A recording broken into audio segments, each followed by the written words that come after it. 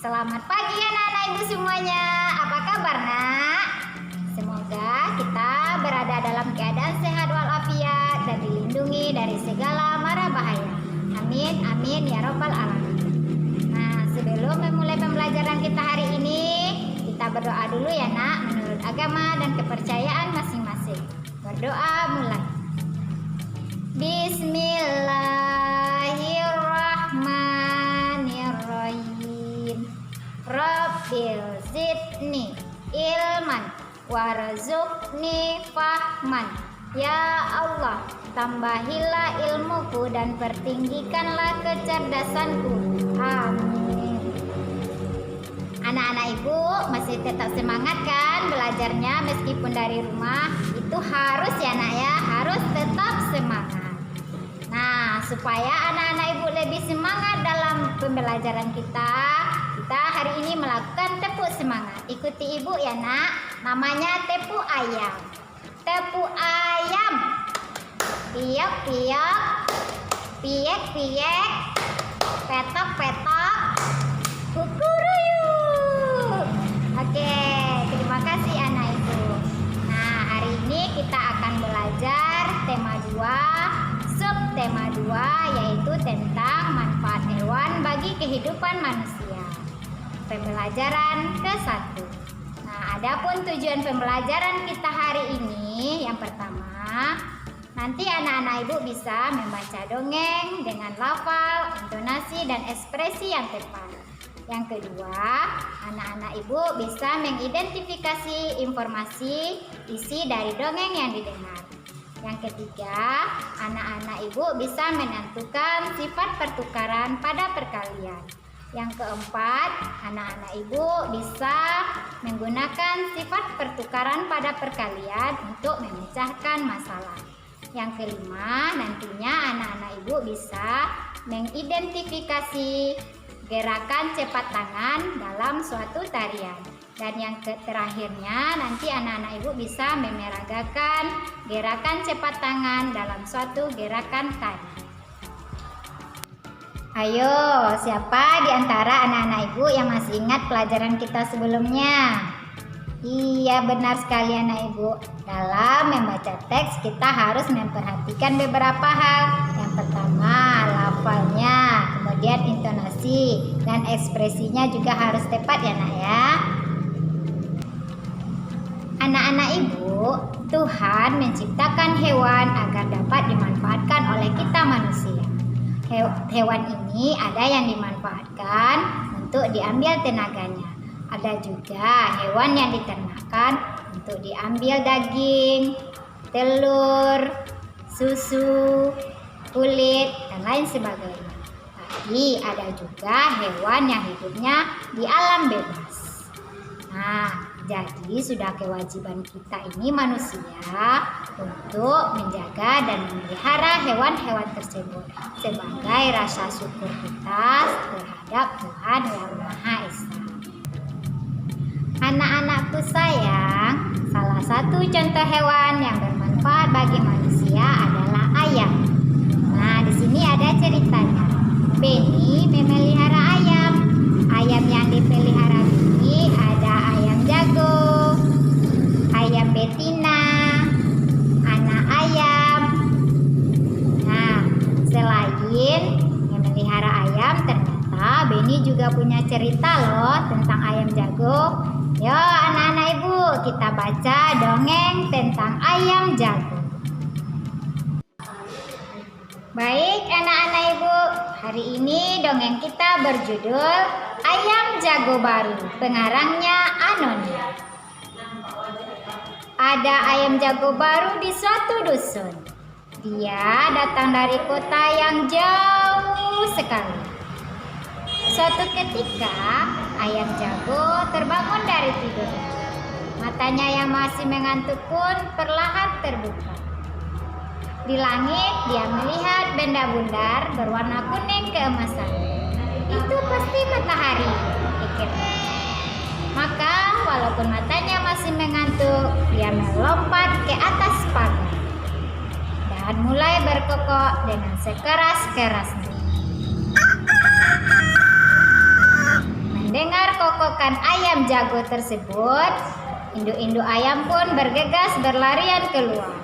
Dan mereka mulai mengais-ngais untuk mencari makan. Wah, betapa gelapnya hari ini, keluh mereka.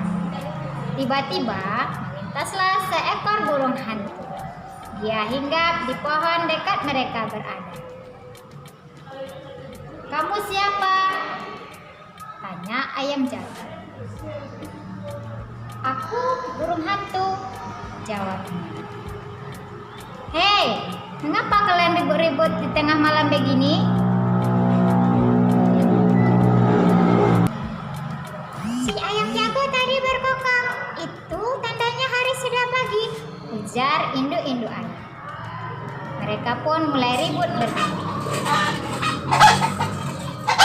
Melihat hal itu, burung hantu pun mengepak-ngepakkan sayapnya supaya mereka diam. "Iya, itu di langit matahari sudah terbit," kata ayam jago. Mendengar perkataan ayam jago, burung hantu pun tertawa terbahak-bahak. "Itu bukan matahari, itu adalah bulan purnama," kata burung hantu. Induk ayam pun kembali bergumul. Akhirnya mereka kembali ke tempat masing-masing dan melanjutkan tidur lagi. Ayam jago pun merasa malu. Dia berjanji besok-besok akan membuka matanya lebar-lebar dan memastikan bahwa yang dilihatnya adalah matahari. Baru dia akan berkokok. Nah, anak-anak ibu, setelah membaca dongeng tentang ayam jago baru tadi, kira-kira pesan atau pelajaran apa yang bisa kita ambil dari dongeng tersebut? Iya, benar sekali anak-anak ibu, bahwa jika kita ingin melakukan atau mengatakan sesuatu, harus kita pastikan terlebih dahulu apakah peristiwa itu benar-benar terjadi atau tidak, agar perbuatan yang kita lakukan itu tidak merugikan orang lain. Oke anak-anak ibu semuanya, ayam sangat bermanfaat bagi kita manusia. Misalnya daging dan telurnya itu bisa kita konsumsi sebagai bahan makanan. Kemudian bulunya juga bisa kita jadikan sebagai bahan untuk membuat kemeja. Nah, kita kembali ke cerita Benny yang memelihara ayam. Nah, Benny memelihara ayam di kandang belakang rumahnya. Kemudian Benny memiliki 10 ekor anak ayam. Benny ingin mengelompokkan anak-anak ayamnya. Yang pertama, dia mengisi tiap ruangan yang di kandangnya menjadi 2 ekor tiap ruangan. Yang keduanya, Benny mengubahnya lagi bentuknya. Ya, dia mengelompokkan 5 ekor anak ayam dalam tiap ruangan yang ada di kandang. Nah, anak-anak ibu, kegiatan Benny ini bisa kita tuliskan dalam bentuk lambang matematika atau lambang bilangan. Yang pertama tadi kegiatannya 2 ekor tiap ruangan yang ada di kandangnya. Nanti ini gambarnya ya nak ya. Nah, ini kandangnya, ruangan yang ada di kandangnya 5, diisi 2 ekor tiap ruangannya. Berarti lambang bilangannya adalah 5 dikali 2. Ayo anak-anak ibu, siapa yang tahu 5 dikali 2 berapa? Iya benar sekali, 10. Karena jumlah anak ayamnya tadi ada 10. Nah, yang kedua tadi dia mengubahnya menjadi 5 ekor tiap ruangan. Jadi bisa kita tuliskan seperti ini, 2 dikali 5. Hasilnya berapa anak ibu? Iya, 10. Nah, jadi bisa kita simpulkan bahwa 5 dikali 2 itu sama dengan 2 dikali 5. Nah, ini disebut dengan sifat pertukaran. Yang sebelumnya juga sudah kita pelajari, itu pertukaran pada penjumlahan. Yang sekarangnya itu pada perkaliannya. Jadi, sifat pertukaran ini berlaku juga pada perkalian bilangan. Nah, walaupun kita tukar letaknya, hasilnya akan tetap sama. Anak-anak ibu, ternyata hewan memiliki cara bergerak yang bermacam-macam. Ada hewan yang bergerak dengan cara berjalan. Ada yang bergeraknya dengan cara melompat, bahkan ada yang terbang. Nah, gerakan bermacam-macam binatang ini bisa dijadikan sumber inspirasi untuk melakukan gerakan tarian. Misalnya ada gerakan tari kupu-kupu, kemudian ada lagi tari kuda lumping. Nah, ternyata anak-anak ibu, Beni juga sering loh memperhatikan gerakan ayam-ayamnya mengepakkan sayap. Nah, dia sering tertawa melihat tingkah lucu ayam-ayam. Sekarang mari kita praktekkan gerak ayam mengepakkan sayap. Silakan anak ibu ikuti.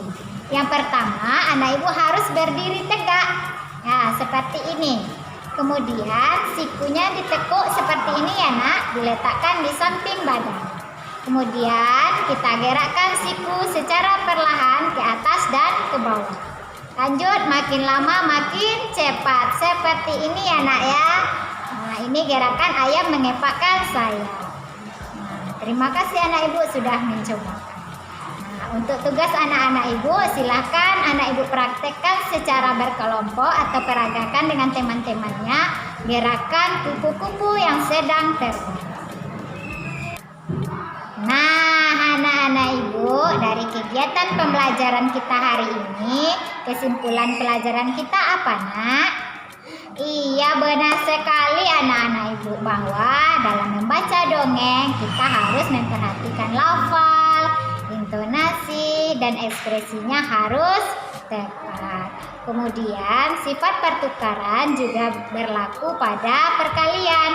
Misalnya 5 kali 2 itu akan sama hasilnya dengan 2 dikali 5.